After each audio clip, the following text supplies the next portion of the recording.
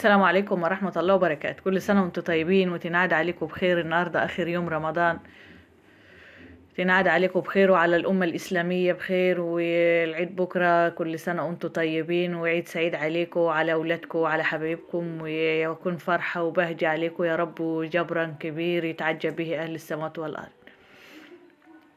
طبعا خلصنا الكحك والبسكوت والبتوفور وكل غريبة وكل حاجة. كل سنة وانتم طيبين. وده حاجات العيد بقى، نجهز للعيد بكرة. والترمس بتاعنا طبعا احنا منجين شوية، ونجينا كيس كده من كيلو، وجبنا وهنغسله حلو، هننقعه. واهم حاجة البونبوني بتاع العيد. لا اله الا الله. كل سنة وانتم طيبين يا رب وتنعاد عليكم بخير. انا بشكر حبايبي جوا مصر وبره مصر اللي متابعيني واللي بعتولي تعليق حلو، واللي عملوا لي لايك، واللي اشتركوا في القناة. ما نحرمش منكم يا رب، ودومكم نعمة في حياتي، ويجعلها سنة سعيدة عليكم يا رب وعلى حبايبكم. لا اله الا الله. طبعا الترمس بتاعنا نغسله حلو يا حبايبي، عشان العفرة والترابة اللي بتبقى في المحلات، ان هو بيبقى في شكاير. ماشي، اكياس مغلفة ولا حاجة، ولو اكياس مغلفة برضو لازم بنغسله حلو، ومن بيته يوم مبلول. ببيته يوم مبلول، مش من الصبح مثلا اخر النهار، لا، هو ببيته بالليل. تصبح الحباية زايدة. هو المعون اللي انا غسله فيه دي طلع صغير، نقلته في بولة كبيرة تاني. طبق ده طلع صغير، فغسلته حلو ونقلته في بولة كبيرة تانية، عشان خاطر ايه، هيزيد جامد يعني. لما بتبليه بيزيد جامد، وما ياخدش طياب معاكي ياما ان انت تسلقيه ياما اما يبات. لا اله الا الله.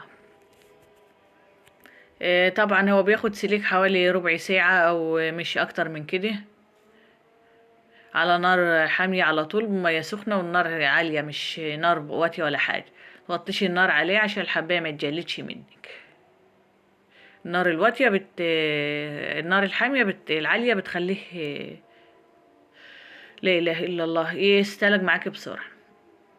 طبعا بقى دي تجهيزات العيد. كل سنة وانتم طيبين. السوداني جبته مقلي جاهز متحمر جاهز، بس ما شاء الله انا كنت مش حباه الاول، اما فتحناه ودقنا منه لقيناه حلو.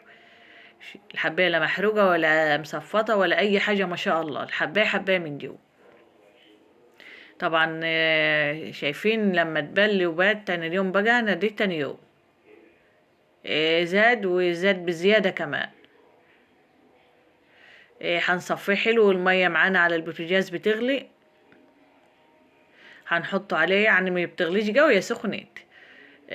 هنحطه في الحله اهيت، نقلب كل مدى شويه كده، يعني مش على طول وانت واقفه، لا، اعمل شغلك في المطبخ وكل مدى بص عليه تقليبه كده. وحابه بقى تحط له ملح في الميه. انا بسلقه الاول، وبعدين اللي عايزه سيبه ابيض زي ما هو كده، اللي عايز حبه عليهم شطه وملح.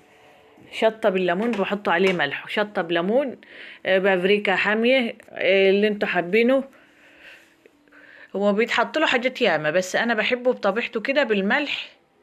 واللي عايز عصرة الليمونة الشطة الناعمة الحراقة. وربنا يحسن ما بين ايديكم وما بين عينيكم يا حبايبي يا رب.